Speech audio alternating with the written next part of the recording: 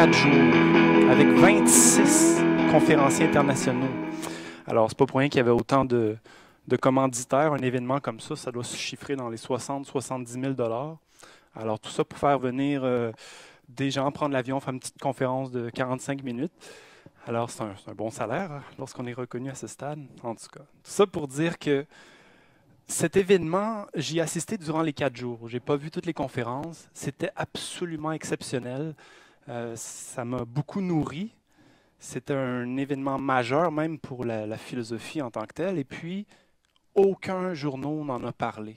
Même pas les journaux étudiants de l'Université Laval. Alors, je prends la responsabilité d'au moins en dire un mot. Heidegger est un grand philosophe de notre époque. Contrairement aux colloques sur ce grand philosophe qu'il y a régulièrement, presque chaque année, heureusement, on ne se concentrait plus uniquement sur certains sujets, lui demandant de rendre grâce, pourquoi il a dit telle chose, ou pourquoi il n'a pas dit telle chose, ou pourquoi il aurait dû dénoncer telle chose. Les philosophes sont très différents de ce qu'on trouve dans le domaine intellectuel. C'est surtout des gens qui nous inspirent tellement. Et puis, moi, c'est un auteur que je lis depuis une quinzaine d'années. Et puis, ce qui m'inspire, c'est justement ce qu'il n'a pas dit. Parce que s'il ne s'est pas exprimé sur certains sujets, c'est qu'il a de bonnes raisons. Alors, je suis allé à ce congrès en me disant, ben, ils vont finalement parler des dieux, parce qu'à un moment donné de sa longue carrière philosophique, Heidegger, il y a eu plusieurs stades, on divise son œuvre en 3. À un moment donné, il ne pouvait plus penser l'être sans devoir l'écrire et puis le raturer. Et puis, c'était une façon qu'il ne pouvait plus penser l'être sans le penser quadruplement. Il faut, lorsqu'on réfléchit à l'être des choses, en fin de compte, il faut toujours penser que c'est un rapport entre le ciel et la terre, et les hommes et les dieux. Alors, ils n'en ont pas beaucoup parlé durant ce colloque. Et puis, c'est ainsi que je commence ma conférence. Alors, que sont les dieux pour un philosophe au 20e siècle qui ne parle jamais de phénomènes ufologiques? Alors, je m'inspire de cette petite citation de Frank Darwish qui parle d'un livre qui s'appelle « De l'être, du divin et des dieux » chez Heidegger. Comme quoi cela suggère encore que le divin doit être pensé avant le Dieu, que l'adjectif doit être pensé avant le substantif, que le prédicat doit être pensé avant le sujet. Pour moi, d'un point de vue ufologique, c'est très, très pertinent. Parce que vous savez bien que mon hypothèse, c'est que les phénomènes rapportés par les témoins ne doivent pas être pris littéralement. Ils ne doivent pas être pris pour, disons, le substantif. Tout est qualificatif, semble-t-il, chez les gens qui ont vu des créatures étranges, des objets volants. Ils nous rapportent « Ah, c'était gros, c'était rouge, c'était lumineux », c'est tout des qualificatifs, excusez-moi. De là à savoir ce que c'était, « Ah, je pense que c'était un extraterrestre » ou « Je pense que c'était un loup-garou ». Vous voyez la réflexion? Et puis il poursuit, citant cet auteur qui s'appelle Henri Biraud, explique par la suite cette primauté du divin sur le Dieu. Comme si la pensée devait d'abord explorer les régions sacrales de l'être pour apprendre à parler divinement des choses divines, en écartant les formes métaphysiques, celles qui dominent la vision religieuse du monde de notre époque, là, de l'Europe, et qui font que le rapport primitif au Dieu s'est depuis longtemps fixé et, pour ainsi dire, enseveli. Alors, vous me voyez venir, on va essayer de désensevelir ce qu'on peut dire sur les dieux. Et puis, un autre sujet que j'espérais que les grands spécialistes mondiaux parlent par rapport à ce philosophe, c'était son rapport à l'Antiquité tardive. Moi, je prépare moi-même une thèse sur des philosophes du 4e siècle, sur la réflexion, en fin de compte, comment l'Occident est passé d'un Occident païen à un Occident chrétien en l'espace de 100 ans simplement. Et puis justement, chez Heidegger, il n'y a pratiquement aucune réflexion sur ces philosophes-là, comme Jean Blick, dont notre ami nous a parlé et que je reparlerai, n'est jamais cité. Alors, pourquoi n'en a-t-il jamais parlé? Peut-être justement pour nous faire réfléchir. Dans le sens, Heidegger avait parlé de tellement de sujets. C'est vraiment un titan de la philosophie sur de nombreuses dimensions. Pourquoi devoir lui dire « Ah, pourquoi tu n'as pas parlé plus de cela aussi ?» Mais peut-être parce que justement, il a mis une limite à son savoir, puis il s'est dit qu'il y avait un chemin que les chercheurs qui viendraient après lui continueraient. Et puis de toute façon, il avait une très bonne conscience philologique. C'est qu'au début du 20e siècle, au milieu du 20e siècle même, ce dont le premier conférencier a parlé, c'est un domaine en pleine expansion dans les dernières décennies. C'est pour ça qu'on y revient ce soir. C'est un sujet qui a beaucoup évolué. Puis à l'époque des années 50, des années 60, Heidegger savait bien, avec sa conscience philologique, que la plupart des textes des commentateurs n'étaient pas accessibles. Alors, il se serait simplement prononcé pour se faire réfuter par les générations suivantes de chercheurs. Et puis voici, c'est un graphique fantastique qui représente l'ensemble de la philosophie grecque, de Platon, disons, des présocratiques plutôt, jusqu'au dernier commentateur de la philosophie grecque au VIe siècle environ. Alors, la plupart des philosophes qui font un baccalauréat, disons, ils vont avoir lu ce qui est en bleu, à savoir Platon et Aristote, et ils auront lu un petit peu de Plotin. Ceux qui se spécialisent plus, comme nous, en philosophie de l'Antiquité tardive, ben alors, nous, on étudie d'autres, c'est les noms qu'il vous a dit tout à l'heure. Alors, le néoplatonisme, c'est surtout les auteurs en vert, ici. Et puis, par la suite, il y a eu d'autres néoplatoniciens, on peut dire, mais c'est surtout des commentateurs. Mais tout ça pour dire que ce qui est en rose ici et ce qui est en vert, il y a beaucoup de textes qui sont encore inédits ou qui sont carrément à réétudier, réinterpréter, retraduire. Alors, c'est ce qui nous amène dans notre passion. Je vous en parle. Et puis, moi, ce soir, je vous parle surtout de Jean Blic et puis de deux philosophes chrétiens. C'est la suite de ma conférence que j'ai donnée en octobre dernier, qui s'appelait « Philosophie sur les daimons avec les platoniciens ». On commençait par l'usage du mot « daimon » chez Homère, et puis ensuite de ça, les platoniciens jusqu'au IIe siècle après Jésus-Christ, c'est-à-dire juste avant le néoplatonisme, ce dont on parle ce soir. C'est ce qu'on appelle le moyen platonisme. Et puis, j'avais parlé surtout de 4 auteurs, certains s'en rappelleront, dont notamment une pensée qui m'inspire tellement de Maxime de Tyr, qui est un auteur que j'aime beaucoup, un rhéteur du IIe siècle, qui dit « A-t-on des doutes sur l'existence des démons? Eh bien, qu'on mette aux prises la raison avec la raison.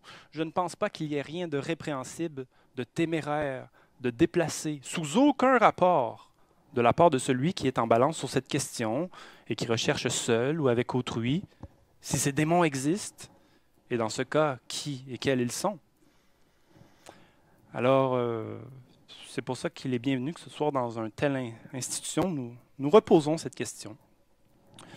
Ma conférence avait culminé avec cette citation de Chalcidius, un des derniers néoplatoniciens, qui était parvenu à ce que j'avais appelé une définition fonctionnelle pour développer l'ufologie dans l'Antiquité. C'était ce que je cherchais à découvrir. S'il y avait une ufologie dans l'Antiquité, ils n'appelaient pas ça des ovnis, mais ils appelaient ça comment?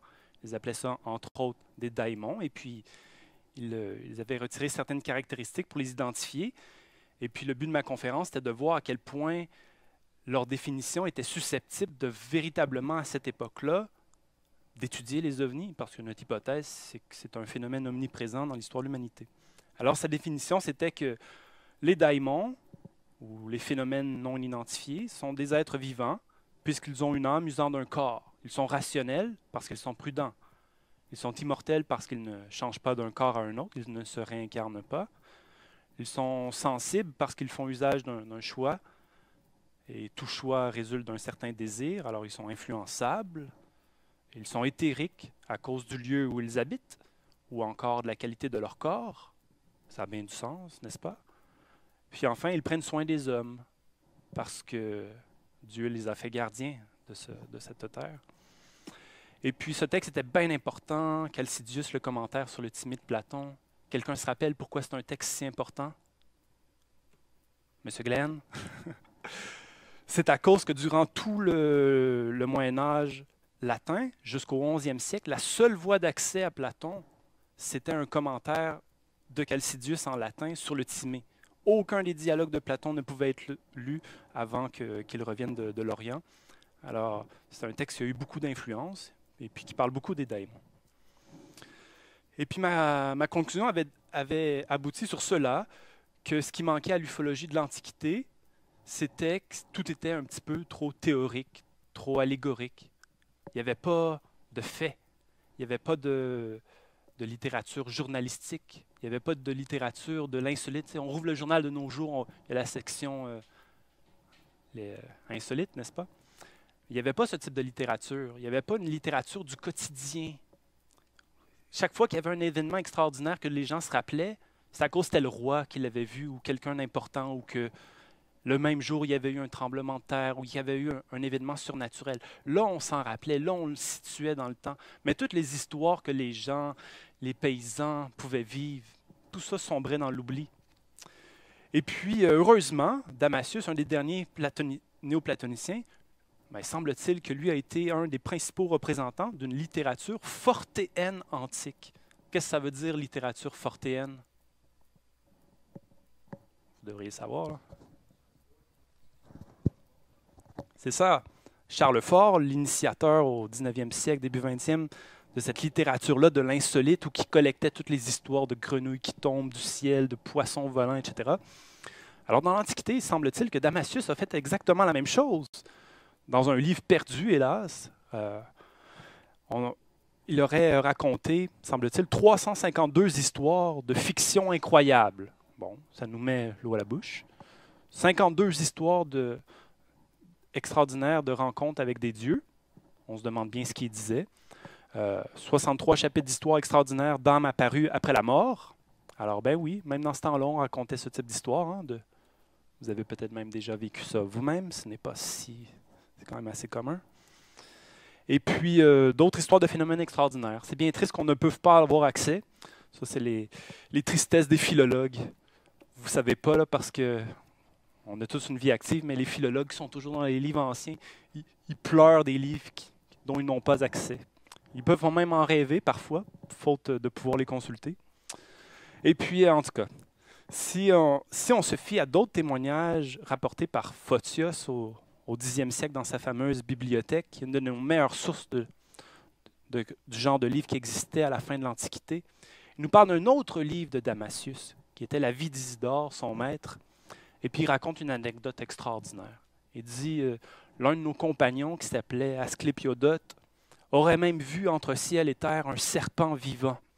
Il était immobile dans le ciel nuageux et, pris par le vent dans l'épaisseur des nuages, il restait sans bouger, de tout son long, comme une longue perche.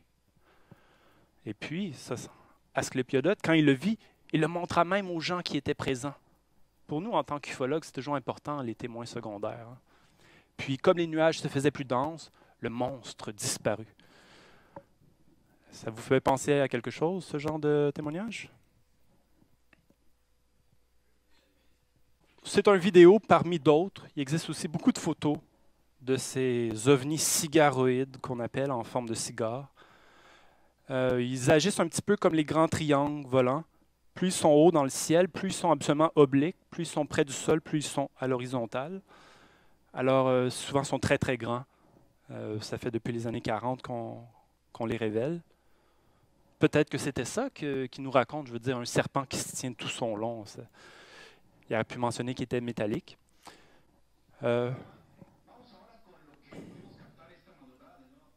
Excusez-moi.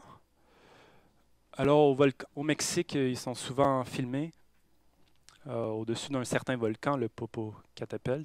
Même dans une certaine vidéo, l'OVNI rentre directement dans le volcan. Alors, ce n'est qu'une hypothèse, je ne défends pas ici que c'est ce que Asclépiodote avait vu.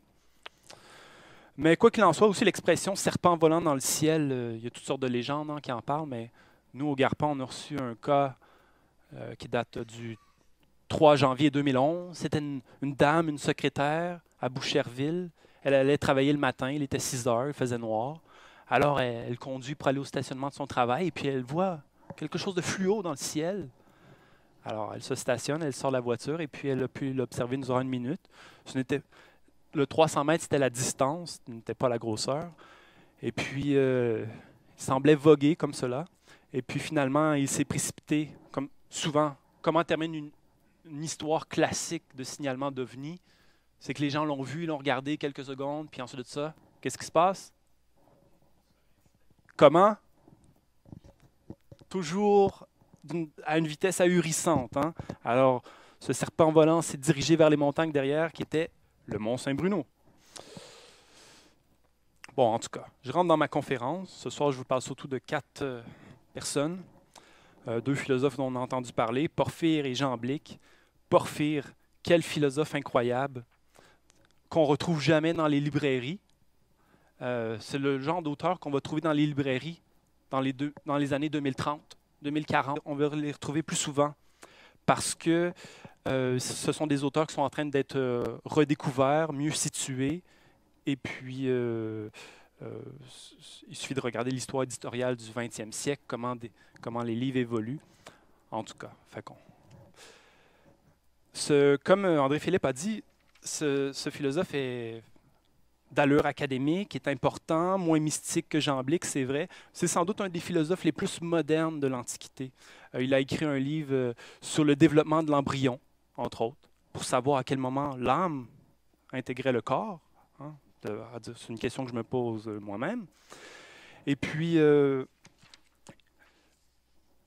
polymathe, d'esprit universel, touchant tous les sujets, la mythologie, l'érudition, la littérature, doué de toutes sortes de talents, mais aussi peut-être ayant moins de vocation. On se rappelle la fameuse dépression de Porphyre. C'est un des seuls personnages de l'Antiquité qu'on sait qui a fait un burn-out. À vrai dire, ça a dû être difficile d'être auprès de Plotin parce que après, il a simplement côtoyé Plotin pendant 5 ans, ce qui n'est pas tellement long. Et puis après 5 ans, il tombe en burn-out. Il est allé se réfugier sur l'île, sous les conseils de Plotin, sur l'île de Sicile pour se refaire des forces. Et puis il a édité les œuvres de son maître seulement 30 ans plus tard. À vrai dire, durant ces 30 années-là, de 270, la mort de Plotin, jusqu'au début du IVe siècle, 305, on se demande c'était quoi les rapports entre Porphyre et Jean Blic. Au début du siècle, on se disait c'était évident, l'un est le disciple de l'autre, Jean Blic est le disciple de l'autre, mais à vrai dire, c'était basé simplement sur quelques témoignages. On a tout remis ça en doute maintenant. On sait que Porphyre était plus âgé de quelques années de Jean Blic. Ils se sont côtoyés. Porphyre a même écrit un livre qui s'appelle « Le connais-toi toi-même » en 4 volumes, dédié à Jean Blic. Alors on sait qu'ils ont eu des liens. Ils ne défendaient pas du tout le même type de philosophie. Et puis, l'historien ecclésiastique Sosomène nous rappelle qu'à Apamée, où Jean Blic s'était réfugié, Jean Blic était d'origine noble. Ils appartenaient à une ancienne famille de rois prêtres de la ville d'Émèse. Et puis, semble-t-il qu'il avait suffisamment de moyens. Il avait de nombreux disciples. Il a formé une école à Apamée, poursuivant celle de Numénius, entre autres. Et puis, surtout, il avait un mécène qui s'appelait Sopatros.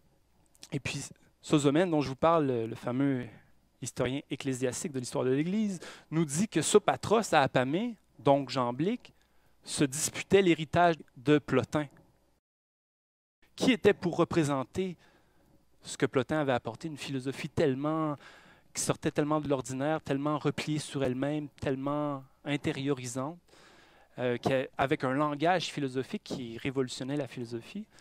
Alors, semble-t-il qu'il y a eu une certaine compétitivité. Quoi qu'il en soit, Porphyre n'a pas eu de disciple qui a poursuivi, alors que Jean Blic a eu des disciples célèbres jusqu'à un empereur romain, lequel, l'empereur Julien, qu'on a appelé Julien l'Apostat, se réclamait du divin Jean Blic. Alors, c'est un petit peu de ça que je vous parle ce soir, en cheminant vers les démons.